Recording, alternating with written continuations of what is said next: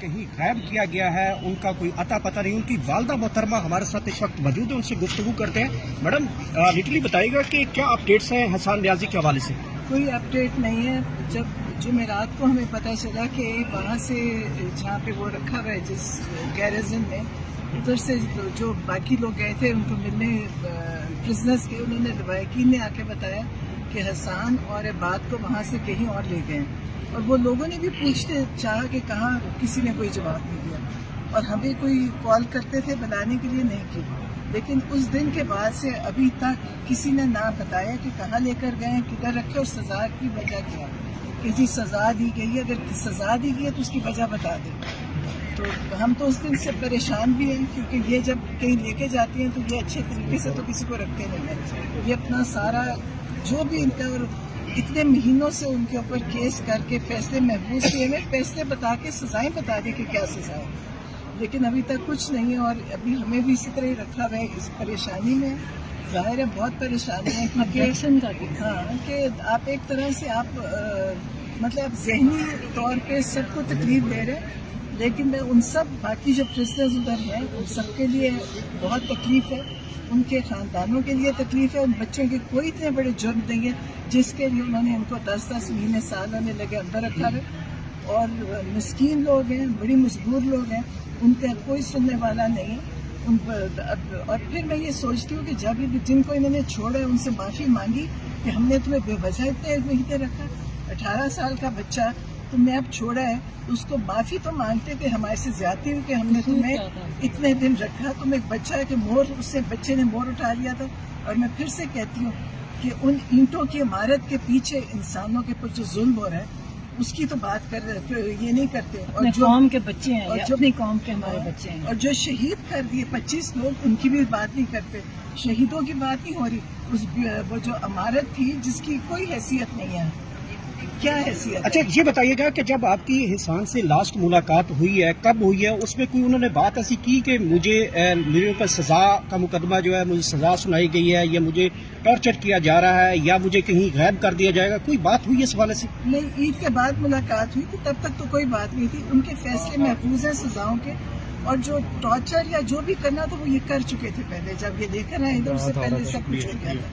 لیکن ابھی جب یہ لے کر گئے، مطلب ہمیں ان لوگوں سے یا انہوں نے بتایا کہ عباد جو ہے وہ کہ ڈسٹرب ہو کے اپنے آپ کو زخمی کر رہا تھا، یہی بتا رہے ہیں. اور حسان نے اس کے لیے شور مچایا، اور وہ یہ کہتے ہیں کہ اس نے وہ جو تھے قیدی ان سے کہا کہ ہم سب بھوک ہڑتال کرتے ہیں.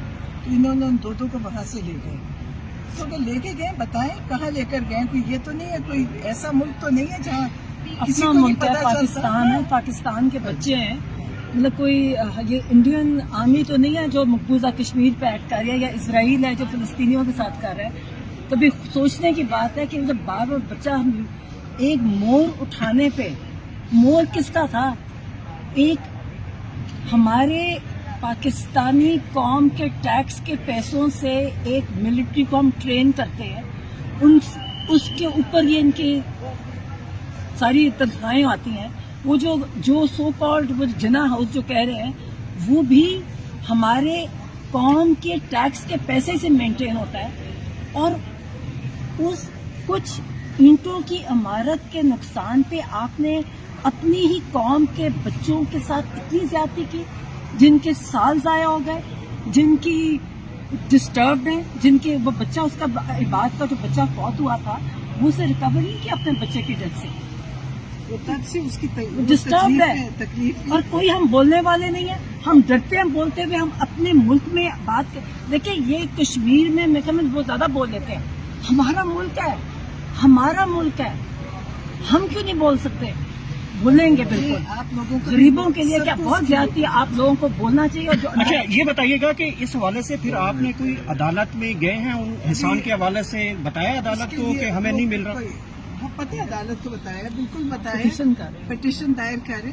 لیکن آپ یہ دیکھیں کہ انہوں نے سب یہ جو سیاستدان ہیں یہ کہتے ہیں جی ملٹری تنصیبات پہ حملے ہو گئے.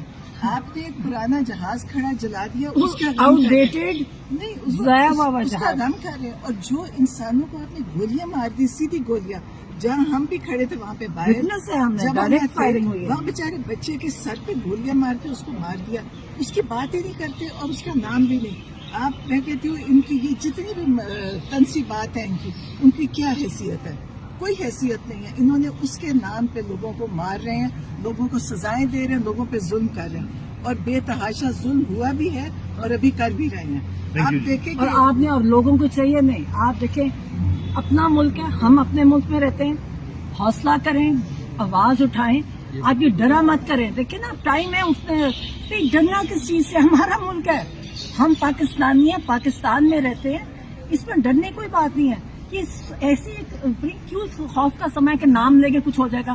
क्यों नाम होगा कुछ हो जाएगा? हमारा मुल्क है, मिलिट्री भी हमारी है, पाकिस्तानी मिलिट्री है तो बाहर की। और वो मिलिट्री जैसे मैंने कहा कि हमारे ही टैक्स के पैसों से मिलिट्री बनी है, तो इसमें डरने कौन सी बात है? वो जुल्म के खिलाफ आवाज नहीं हमने उठानी, जालिम के खिलाफ आवाज ना उठाना जालिम का साथ देने वाली बात है।